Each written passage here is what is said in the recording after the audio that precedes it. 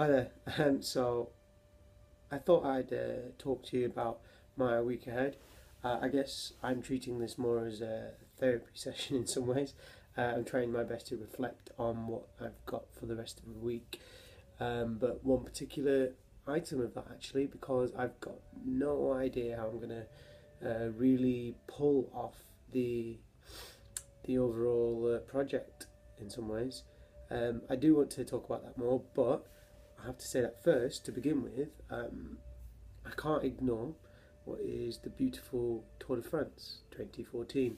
I'm adding in the 2014 because a lot of people through various social media streams seem to have all pulled together. So initially the hashtag TDF2014 would be something that I'd imagine just to be used on Twitter and people would try and use it somewhere else. But I've consistently seen it used massively right across LinkedIn, Instagram. I've seen it used on websites. I have actually seen it on Facebook as well. Google Plus, that was the other one. So the hashtag just means that you can, even if you just go to Google search and search for that, see different videos and images, so much more easier to break down that information. So yeah, wonderful and great.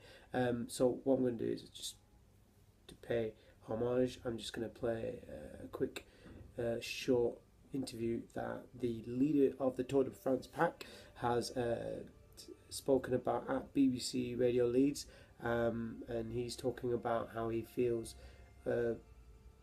personally about the Grand Depart, and the Grand Depart being so unique and different to what people are still not fully realising how special and unique that particular opening stage is. So here we go, Gary Verity. Well, it's different. They're a regular stage of the tour. The Grand Depart is something very, very special. Something that people never quite understood and probably still don't quite understand is that there are so many places around Europe who would desperately want the start of the Tour de France. Desperately want it. There are many places who have wanted it for years and have never had it and probably may never get it. So for us to have the great honour of hosting a Grand Depart is incredibly special. And clearly having a normal stage of the Tour de France, as is the one from Cambridge to London, is a great honour too. And lots of places are bidding for those all of the time.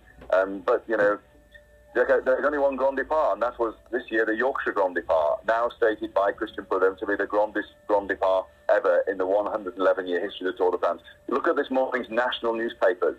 I haven't yet seen the European newspapers, but I'm sure they'll be the same. They were the same yesterday morning. It's all about Yorkshire. Yorkshire is the big winner here. Right, so that was Gary Verity speaking to Liz Green.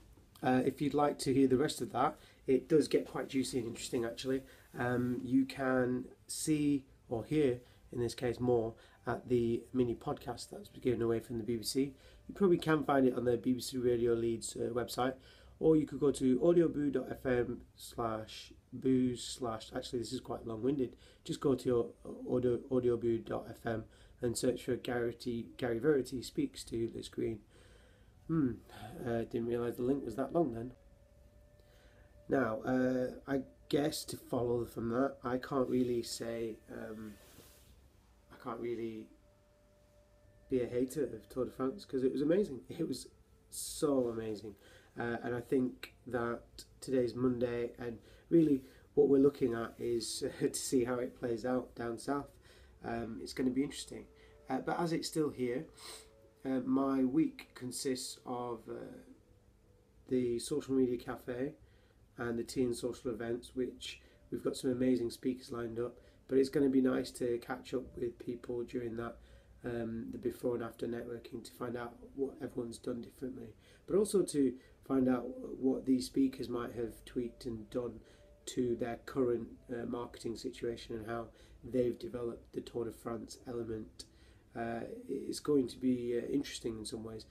It's going to be very current for that period of time, and yeah, widely interesting, I suppose.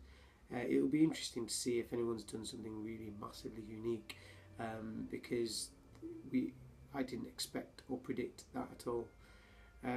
So yeah, later on in the week, I'm going to be reeling from this event and what the speakers have got to say, really, because it's going to be hopefully played out across the rest of the week. It's going to be interesting to see how what other people feel and think about some of the speakers, not just at the event, but when we sort of allow people to see what's being said and hopefully get the ball rolling for the future ones. But quite clearly, the tea and social event is something that I feel has been hugely overshadowed, and rightly so, by Tour de France. Everything that I've possibly seen is just overshadowed by this immense operation of celebration for Yorkshire. I don't know which other way to put it, really. Right, so I think I went on a bit there, rambling. Let's cut to the chase and move on, shall we? Right, so the event I've got later on in the week is about schools. I'm going to be the digital marketing type ambassador for Selby's STEM festival. Now, when I do these STEM festivals, they're more like STEM fairs actually. They're really interesting. They're really interesting because STEM stands for the whole science, technology, English, maths. It's great. But within that, I do often feel that technology is still old school, very antique design and technology, which implies that it's more like electronics, woodworks, CAD design, that there is now more graphic design, but there is still some way to fulfilling the T that is technology. So I do enjoy going along to these STEM fairs because I like blowing people's minds open.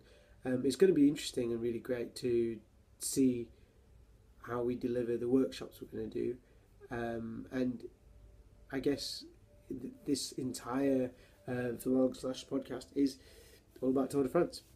Because what we're going to do is do exactly that. We're going to find out what people have done, recap, do an evaluation, but deliver that in a magazine fashion, and the people, the fine children of Selby, I'm just trying to imagine that all of the 2 primary schools that there are going to create this wonderful master booklet, and to be honest, I've not given it much thought and planning because I've got that as a sort of a structure, but when you're working with children at the early key 1 stage, kind of, you do when you're working with the younger end of primary school, you do feel like you need to allow them a lot more time and space for creativity, and hopefully they'll come up with the goods that you think you need, but essentially it's all about them and what they do, and trying to just